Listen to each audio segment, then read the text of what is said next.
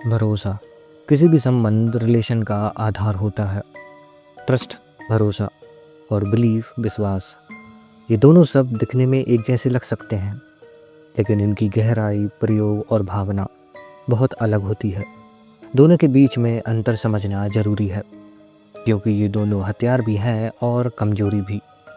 ये इस्तेमाल करने और इस्तेमाल होने वाले के ऊपर निर्भर करता है। बिलीफ विश्वास, यह एक मानसिक स्वीकृति, एक्सेप्टेंस है कि कोई चीज़ सच है, सही है या मुमकिन है, चाहे उसके पीछे प्रमाण हो या ना हो। बिलीफ अक्सर धारणाओं, संस्कारों, अनुभवों या सूचनाओं पर आधारित होता है। उदाहरण के लिए, मुझे विश्वास है कि मेहनत करने से सफलता मिलती है। मैं मानता हूँ कि ब्रह्मांड में कोई उच्च शक्ति है जो ये दुनिया चला रहा है।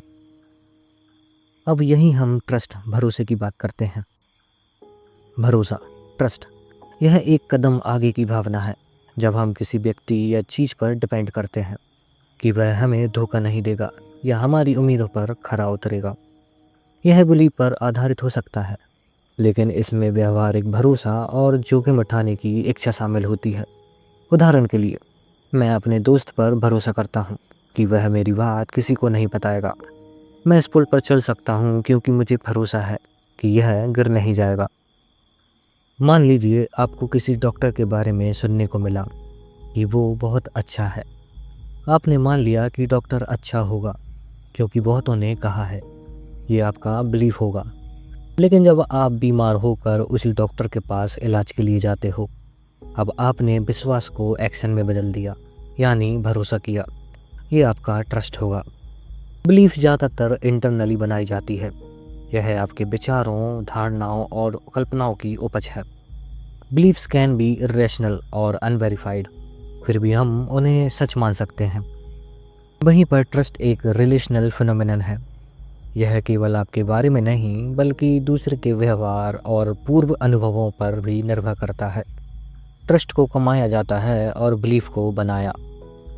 मैंने आप लोगों को ट्रस्ट और बिलीफ के बारे में इसलिए बताया ताकि आप दोनों को अलग अलग नज़रिए से देखो, क्योंकि दोनों ही मन की अलग अलग दशाएं हैं।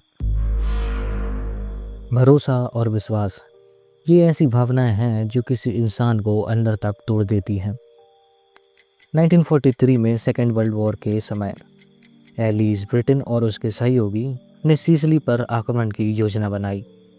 लेकिन अगर जर्मनी को इस योजना का पता चल जाता तो वो सिसिली को मजबूती से सुरक्षित कर लेते, जो एलिस के लिए भारी नुकसान का कारण बन सकता था। जर्मनी को ये विश्वास दिलाना कि एलिस ग्रीस और सर्डेनिया पर आक्रमण करने वाली है ताकि वे अपने सैनिक वहां भेज दें और सिसिली कमजोर हो जाए। ब्रिटिश इंटेलिजेंस ने एक मृत व्यक्ति, डेड बॉडी के शरीर का उपयोग करके एक काल्पनिक कहानी बनाई। उस मृत व्यक्ति को एक British officer, major William Martin के रूप में दर्शाया गया, जिसके पास कुछ गोपनीय दस्तावेज थे जो दिखाते थे कि एलिस ग्रीस और सर्डेनिया पर आक्रमण करने वाली है। उसकी जेब में पर्सनल चीज़ें रखी गईं, love letters, theatre tickets, bills, ताकि लगे कि ये रियल आदमी है। सबसे इम्पोर्टेंट, एक ब्रीफकेस जिसमें फेक सीक्रेट डॉक्यूमेंट्स थे। दिखाया गया कि एलिस ग्रीस और सर्डेनिया पर अटैक करने वाली है, ना कि सिसिली पर। ब्रिटिश सबमरीन ने उस लाश को स्पेन के तट के पास समुद्र में छोड़ दिया। स्पेन उस समय न्यूट्रल था, लेकिन जर्मनी के एजेंट्स वहां एक्टिव थे। स्पेन ने मेजर मार्टिन की बॉडी और उसके ब्रीफकेस जर्मन इंटेलिजेंस तक पहुंचा दिया। जर्मनी ने गोपनीय दस्तावेज पर विश्वास कर लिया।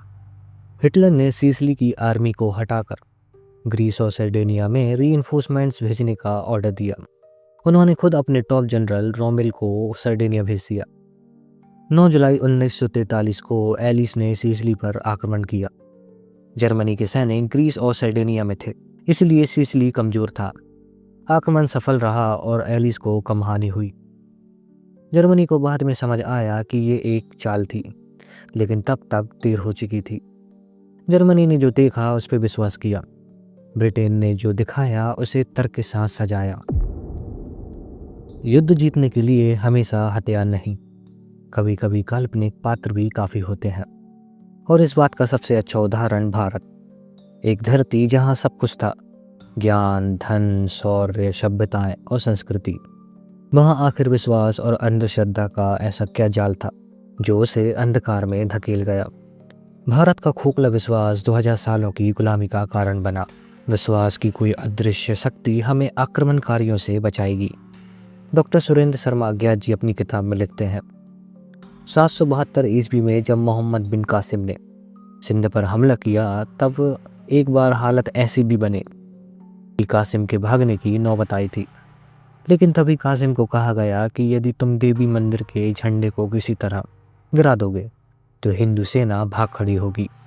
उसने ऐसा ही किया और उसकी होने वाली हार जीत में बदल गई, क्योंकि झंडे को गिरता देखकर हिंदू सेना इस अंधविश्वास के कारण भाग खड़ी हुई कि देवी हम पर कुपित हो गई हैं। विश्वास खतरनाक तो होता ही है, पर उससे भी खतरनाक होता है विश्वास का अंधा हो जाना। ह्यूमन की सबसे बड़ी वल्नरेबिलिटी विश्वास का अंधा हो जाना है। फिर वो तार्किक तरीके से ना ही सोच पाता है, ना ही एक्ट कर पाता है, जो उसकी हार का कारण बन जाता है। ये कहानियाँ हमें बताती हैं कि कैसे भरोसा और विश्वास जैसी बुनियादी भावनाओं को हथियार की तरह इस्तेमाल किया जा सकता है। ह्यूमन का ट्रस्टिंग नेचर ह्यूमन को कमज़ोर तो बनाता है, पर इसका मतलब ये नहीं कि आप किसी पर भी ट्रस्ट ना करें। बिना ट्रस्ट के कोई भी रिलेशन ना ही बन सकता है, ना ही टिक सकता है। यदि आप किसी का ट्रस्ट जीत लेते हो तो फिर आप उस व्यक्ति को कंट्रोल भी कर सकते हो। इंसानों का ब्रेन इस तरह डेवलप हुआ है कि वो ट्रस्ट कर लेता है। ये इवोल्यूशनरी ट्रेट है जिसने हमें सरवाइव करने में मदद की है। साइबर क्राइम की दुनिया में भी ज़्यादातर अटैक्स ह्यूमन के ट्रस्टिंग नेचर को एक्सप्लॉइट करके किए जाते हैं, चाहे फिशिंग हो, स्कैमिंग हो या इम्पर्सोनेशन। ये सब कुछ एक चीज़ पर डिपेंड करता है, आपका भरोसा। आपका भरोसा उनका एक्सप्लॉइट होता है। अगर आप लोगों पर जल्दी विश्वास कर लेते हो तो आप ही नेक्स्ट विक्टिम हो मेरे दोस्त। आपका ट्रस्टिंग नेचर ही आपकी सबसे बड़ी कमजोरी है, और इस कमजोरी का कोई भी फ़ायदा उठा सकता है। और ये ज़रूरी नहीं कि वो एक मैनिपुलेटर या कोई बैड हैकर हो। सिंपल नॉर्मल दिखने वाला लड़का या कोई लड़की आपके ट्रस्ट को क्रश कर सकती है और आपको पता भी नहीं चलेगा।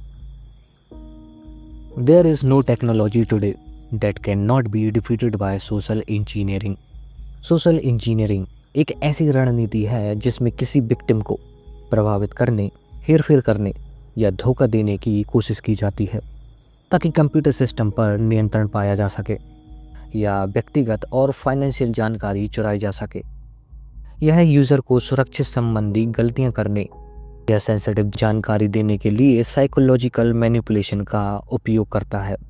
और इसका सबसे खतरनाक हथियार विक्टिम के भरोसे को जीतकर उसको उसके खिलाफ ही यूज़ करना।